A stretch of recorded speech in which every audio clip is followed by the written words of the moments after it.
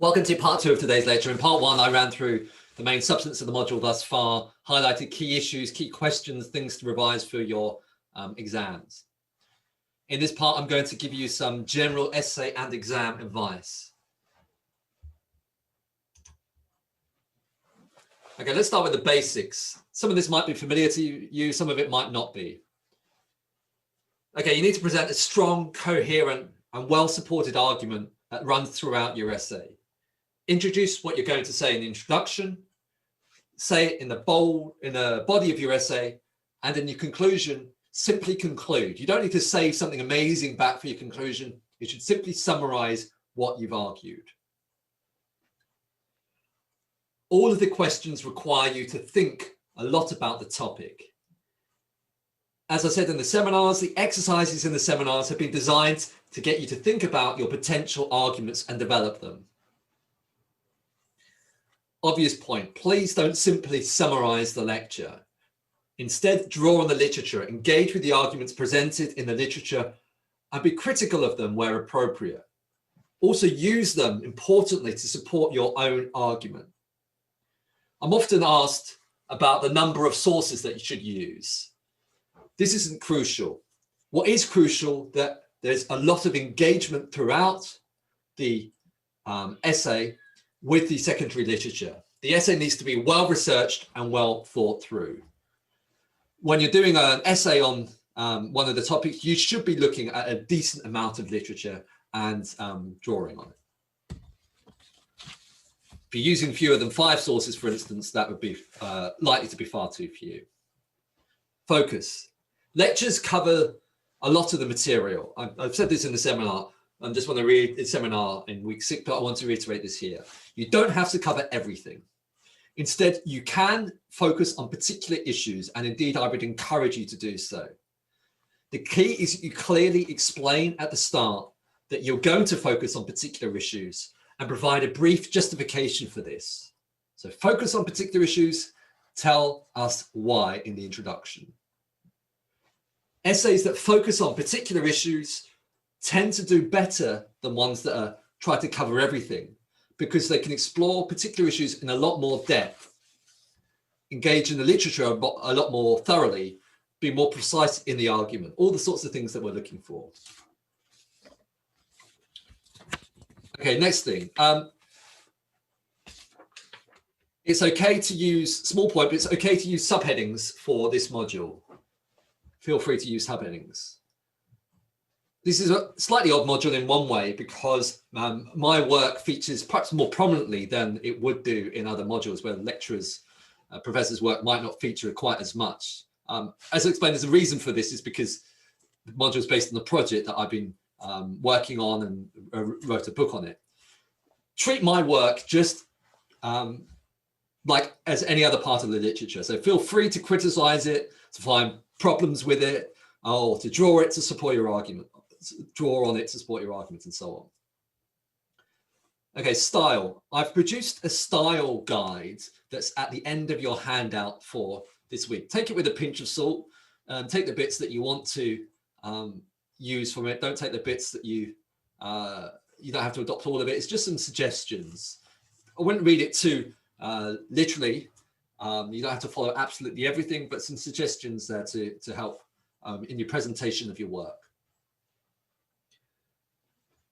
The lectures, another point, the lectures don't have page numbers for the quotes. Some of the quotes have typos. I've done this on purpose to encourage you to go and read the source material for yourself rather than just summarizing the lecture or copying and pasting them. Ensure that all the quotes have page numbers. Ensure the quotes have page numbers. And if you're getting a point from a particular article or a book, ensure also as well that that has a page number.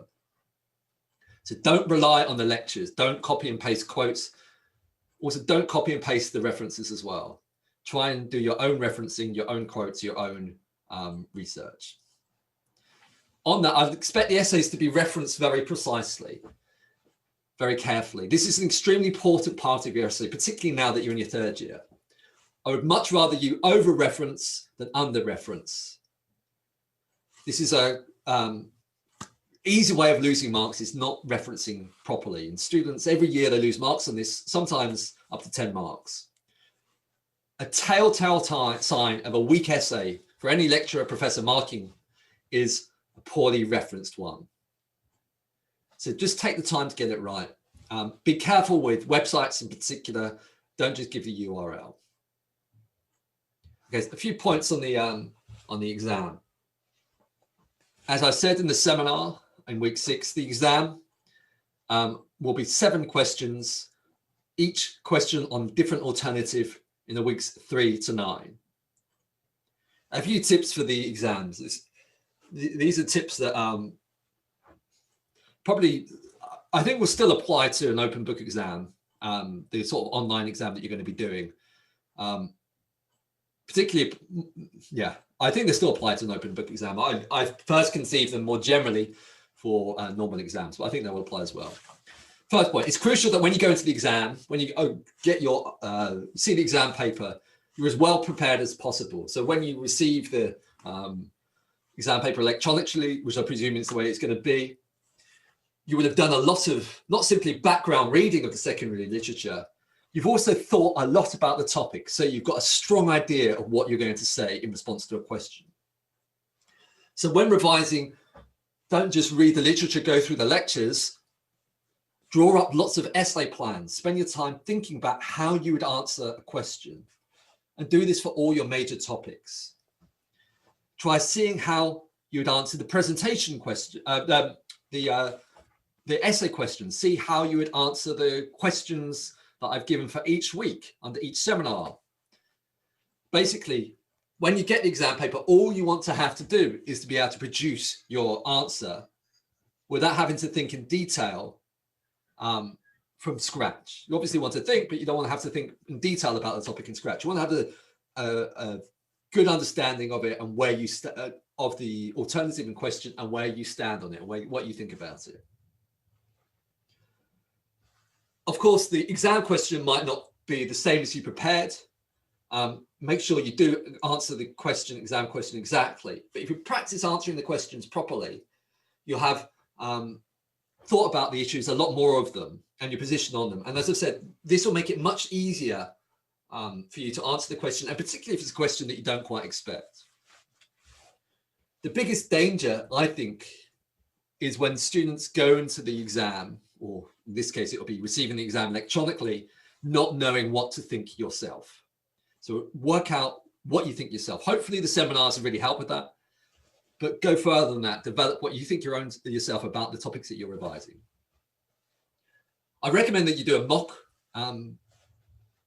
exam, which I guess will be coming up with an exam question and doing it in the format of the online exam that there will be.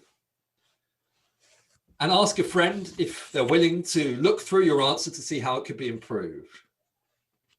If you do lots of mocks, lots of practice, you'll find that you'll be less stressed, in my experience, and more confident if you do so. In doing your in doing your exam, it's a good idea to use the secondary literature, refer to it extensively. You don't have to quote, but referring directly to the literature will help. That's another quick tip, and that's something I put at the end of the handout. I've put at the end of the handout a document I wrote a few years ago now that is being part of the Politics Part 2 guide, which is, for those of you that aren't in politics, it's the guide that is given to politics students to help with their studies.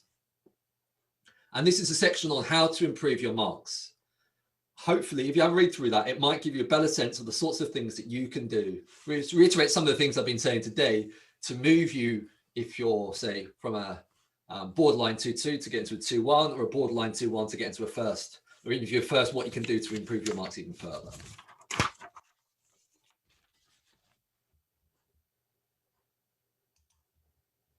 Okay, that's some general guidance. Let's focus on some more specific points for the module. The module's often highlighted intrinsic and instrumental considerations. I want to spend a bit more time now explaining how we can think about these. For our purposes for this module, we can think of intrinsic ones that are effectively the same as deontological ones. These are sometimes called inherent considerations, sometimes called in principle considerations. The key point is whether it is right, independent, it's intrinsically justified, it's right, independent of the consequences. It's also sometimes called non-instrumental in that sense. So it's a consideration that's independent of the consequences, regardless of whether, say, for instance, tackles mass atrocities or tackles aggression. It's a concern regardless of that. So here are some examples that we've seen in this module. The doing and allowing distinction. On this point, it's worse to do harm than it is to allow it. This is relevant in particular in the case for against war, for pacifism, in favor of nonviolent resistance and positive incentives that don't tend to do harm, potentially against cyber, against sanctions and any other measure where your state is the one that might be doing harm. Second intrinsic notion worth flagging out is avoiding being complicit in the wrongdoing of others. I mentioned this briefly in part one. It came up particularly with arms embargo. So states should propose and maintain an arms embargo in order to maintain clean hands. Regardless of the consequences, it's important to avoid being complicit in abuses by rebels and by states when they use weapons, for instance, to harm civilians. Another intrinsic consideration, rewarding wrongdoing, giving a benefit to those who don't deserve it. This is one we saw in particular in the case of incentives, rewarding evil objection. One of the main objections here is that you're giving a benefit to those that don't deserve it, rewarding evil. Sanctions. This highlighted in particular the issue of, although I've not got it on the handout, I can see, question of instrumentalization, using people as a means. This is a Kantian notion, intrinsic notion, where it said that it's wrong to instrumentalize people, to use them as a tool for your own ends, not taking into account their own agency, their own interests. Another consideration, which is another intrinsic consideration, is right motivation or right intention. The claim here is it's intrinsically important that those who are involved are rightly motivated, regardless of the consequences. This is a potential argument for nonviolent resistance we saw with the unarmed civilian peacekeeping. Suggestion is that we should favor unarmed peacekeeping because those who engage in it do so for the right sorts of reasons. So those are the various intrinsic considerations that we looked at throughout the module. Instrumental ones. Key point, concern only the consequences. Much more straightforward in that sense, just about consequences. You can see this as consequentialist or utilitarian. Consequentialist or utilitarian. There's a bit of a difference between these. If you're interested, utilitarianism is focused only on the promotion of utility. Consequentialism is broader than that. It concerns the promotion of consequences more generally. It says that the only thing that matters is the promotion of consequences. This is often seen as more pragmatic. Essentially, you might see this for what we're doing in this module is question the measure's effectiveness. It's about, in particular, thinking about the effectiveness of the measure at, say, tackling human rights abuses.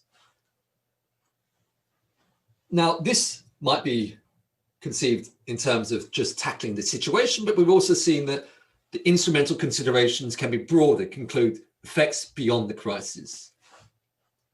And the most obvious ones concern deterrence. For instance, the International Criminal Court might not tackle the immediate crisis, but be deemed effective because it helps to deter lots of other crises. And this would be an instrumental reason in favor of it, but it was concerns the longer term consequences.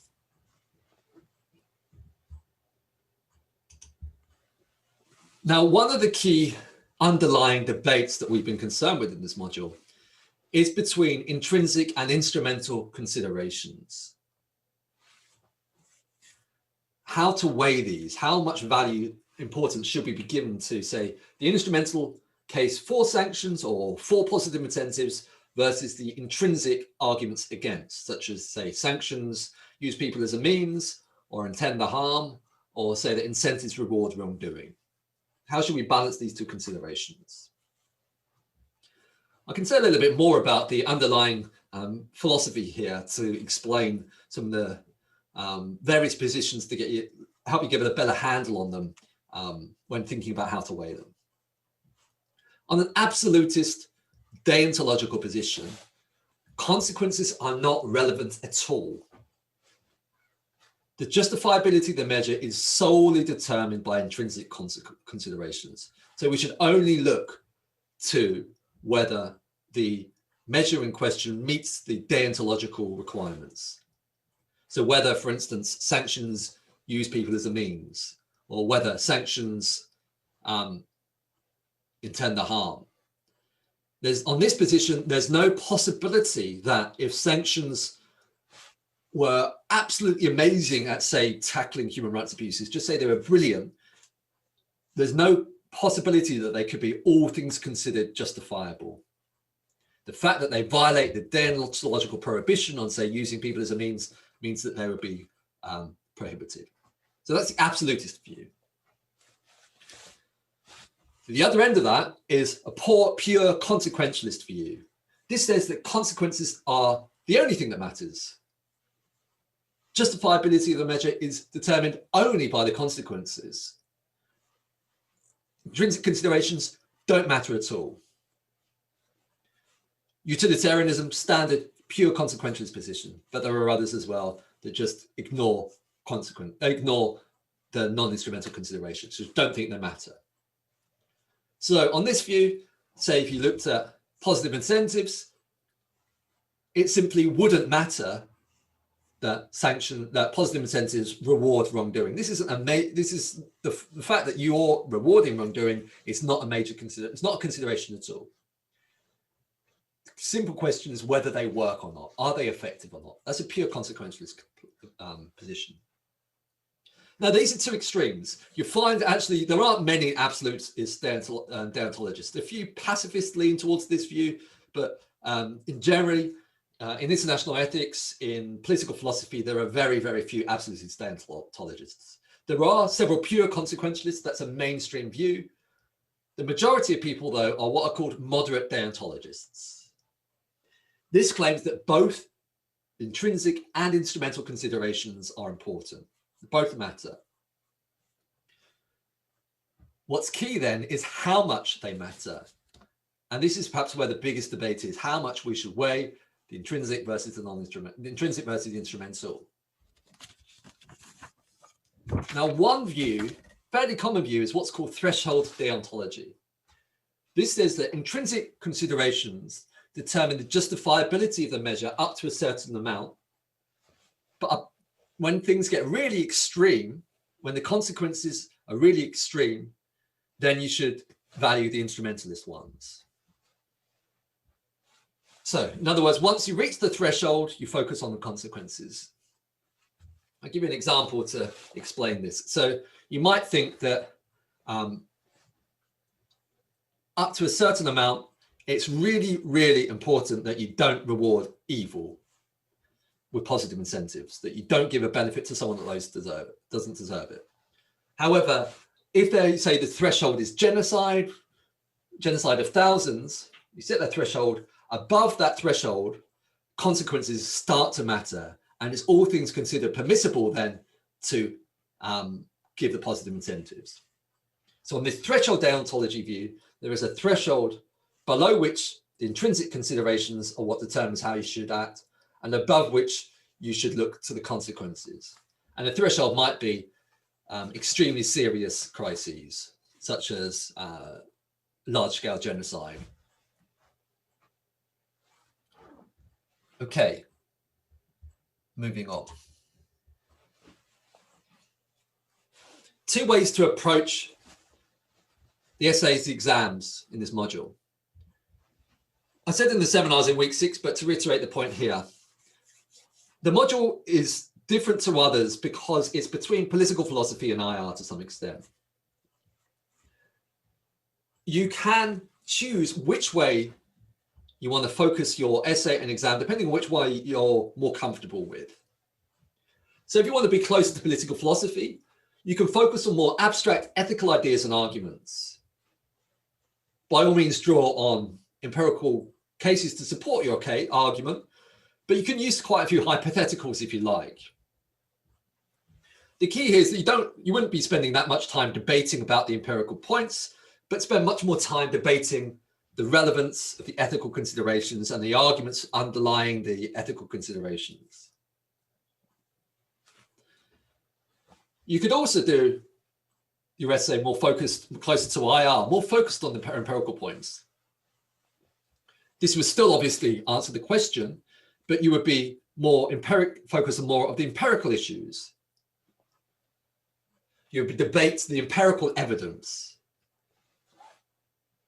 So you spend less time debating some of the intrinsic or instrumental considerations, spend more time on focusing on whether the empirical evidence supports your claim or not, or supports an argument or not. To give an example, suppose that you focus your essay on whether sanctions use people as a means, and you want to focus on that. If you do it more philosophically, you would go into the questions of why it's wrong to use someone as a means. Is it always permissible to use someone as sanctions as a means? What does this mean? And look at some of the literature on that and think about that in relation to sanctions. If you did it closer to IR, you would say, well, sanctions as a means is generally regarded as wrong. Do sanctions, in fact, use someone as a means? Let's look at use people as a means. Let's look at the empirical evidence on this, and you go through the empirical evidence for and against, and offer your own argument in relation to that. Perhaps more simply for the closer to IR model is if you focus simply on effectiveness and you ask the question, are sanctions, for instance, effective? That's an empirical question. Or do incentives work? That's again an empirical question. Lots of detailed empirical literature on that.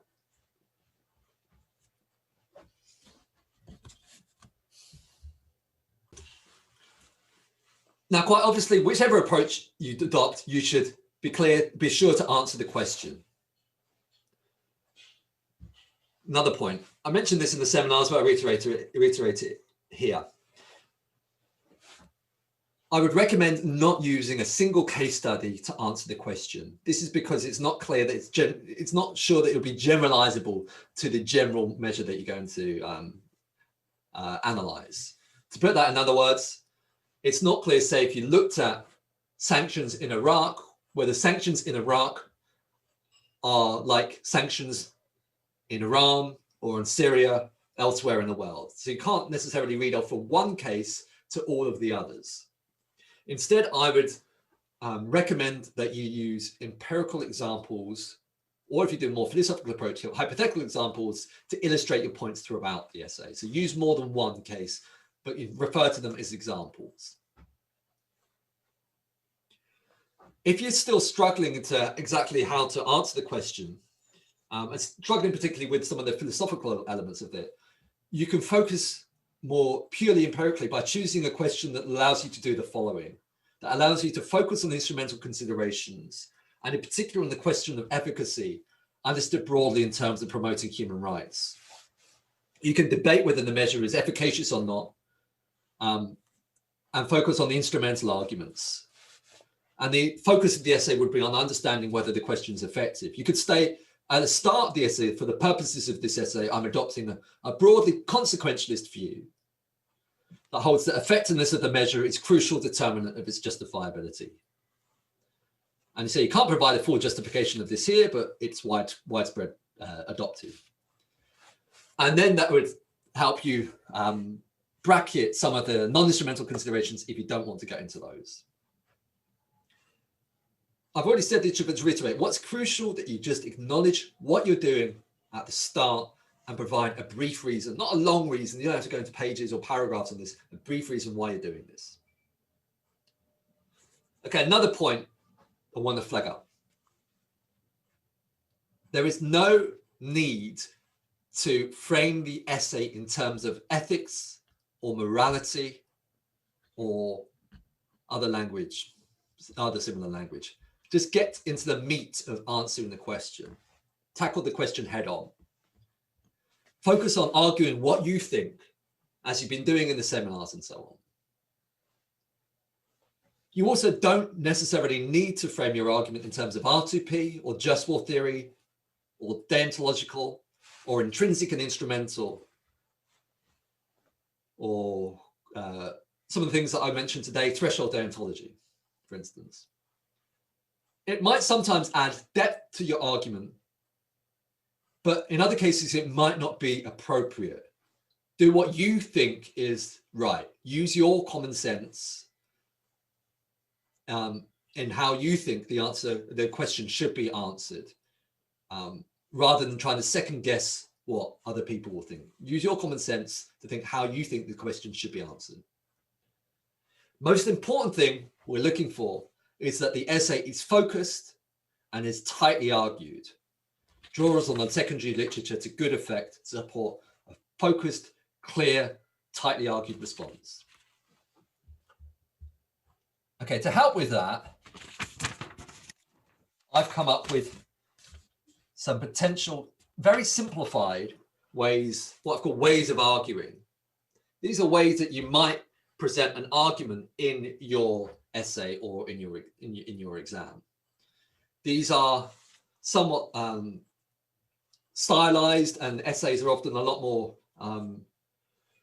complicated than these. These are ideal types, if you like, but hopefully they should give you some ideas about ways you might structure your answers. The first is what I call the flip-flop. This is one to avoid. It's where you describe one side of the argument before describing the other, and then simply present your own views in the conclusion. So you might describe the arguments for sanctions, some of the objections to sanctions, say from Joy Gordon, before presenting your own conclusion at the end. The problem with this way of answering the question is that too much of the time is spent describing other people's ideas, and your argument is not fully substantiated because it's left at the conclusion. And so you haven't got enough critical engagement. You haven't got enough of your own critical views on the literature coming through, because most of it's spent describing other people's views. There are better ways of doing it. The first is what I've called the fortress or Helm's Deep approach, for those of you that like Lord of the Rings. You start by staking out your position and presenting the main arguments for it. Then in the rest of the essay, you consider and reject various objections to the alternatives to this approach. You show that your approach can withstand any attack made against it. So you might argue, say, along with Joy Gordon, that sanctions are intrinsically problematic and almost always impermissible. You start by setting out this position, outlining the main intrinsic objections to sanctions. Then in the rest of your essay, you consider various responses to it, such as the sanctions might be instrumentally justified and that they might be targeted. You carefully show that each attack fails and that your theory is impenetrable. Next method is what I've called the siege. It's a picture of the Alamo to illustrate this. So this is essentially the opposite of the fortress or Helm's Deep approach. Your target is one particular idea or one particular theory, and you lay siege to it. You present a number of what hopefully highly persuasive objections to the idea or theory. Also, you deal with responses to your siege, counterattacks, counter objections made by defenders of the idea or theory.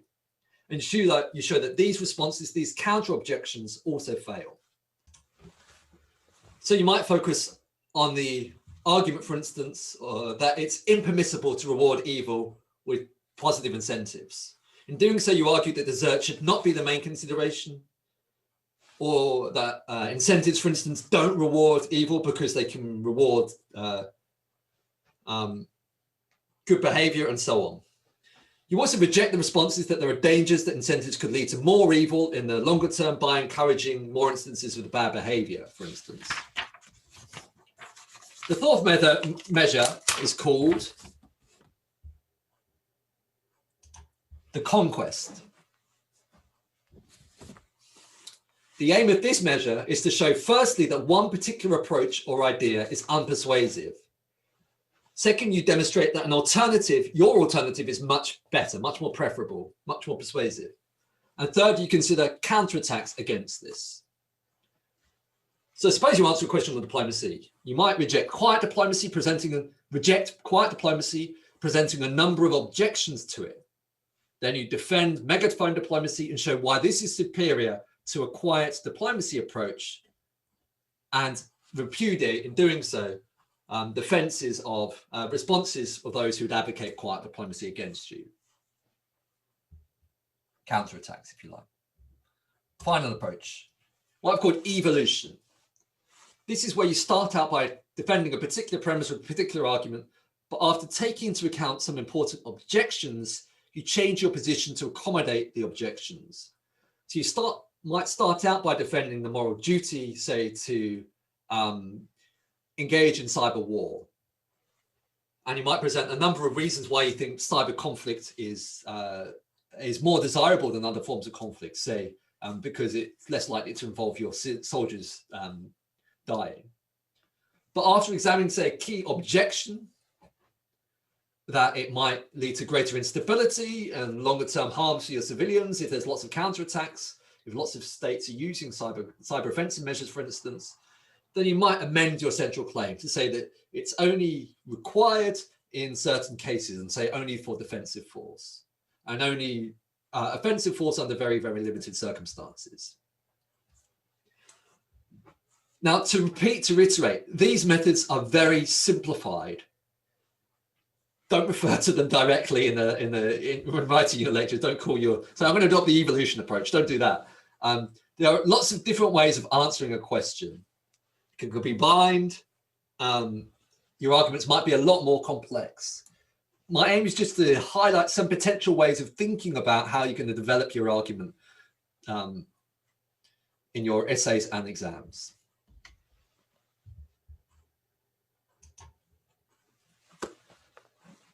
Okay, this brings to an end part 2 of today's lecture. Hopefully you found the information that I've given you in these 2 parts. So the first part where I've highlighted some of the main issues and the main questions that you might want to revise on and think about, useful, and some of the essay tips, more general ones, and some of the ones specifically relevant for this module, helpful. Just remains to say thank you and good luck for your assignments.